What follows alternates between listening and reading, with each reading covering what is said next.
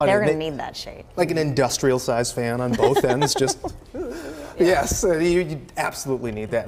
These last few days have they've been hot. Yes. And we are finally going to be seeing some relief roll its way in. Some people got that relief today as heat indices to the north are in the upper 80s only, so still warm, but not like the southern and southeastern portions of the state. Sheridan, your heat index is at 102, 103 for Centerville, Ottumwa at the same, so just sweating together down there. And you look across the state, clouds have made their way in from Marshalltown. We've got showers that are starting to push their way across the state as we speak, and some of those may make their way down through the metro as well. You can see what we've got rolling its way through right now, a couple outflow boundaries that have been pushing to the south, and another one down near Sheridan. So these typically are locations where we're going to have to keep an eye on when we're talking about soupy air masses like this, as we've already started to see some of those strong to severe storms fire up just south of the Missouri border. This one capable of hail to the tune of around 1.25 inches, winds of around 60 miles per hour.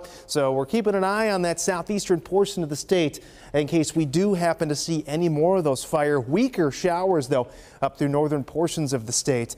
And as we look at how much rain has fallen, it has not been that much. I'm talking 0.05 of an inch for Ames, Waterloo at nearly 0.2 of an inch, 0.16 of an inch for Fort Dodge. Tracking out the showers and thunderstorms, what we'll see tonight again could just be a couple isolated storms to the southeast. And heading into your day on Wednesday, isolated activity as well through central and southern portions of the state. The main throw of storms, though, is going to work its way in by Thursday afternoon and into the evening. These could also be strong to severe, bringing in the potential for damaging winds and large hail. Those will be the primary threats, as well as an isolated tornado threat. Tornado threat will be low with these, but it will be possible. That line will be weakening as it transitions its way through eastern portions of the state.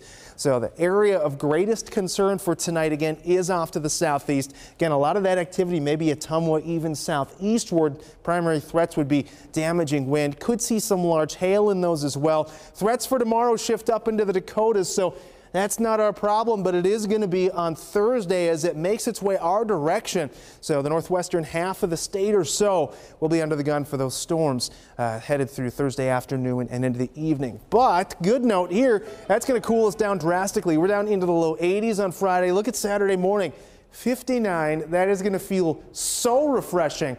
And how about next week? 79 on Sunday. We're in the 70s through at least Wednesday.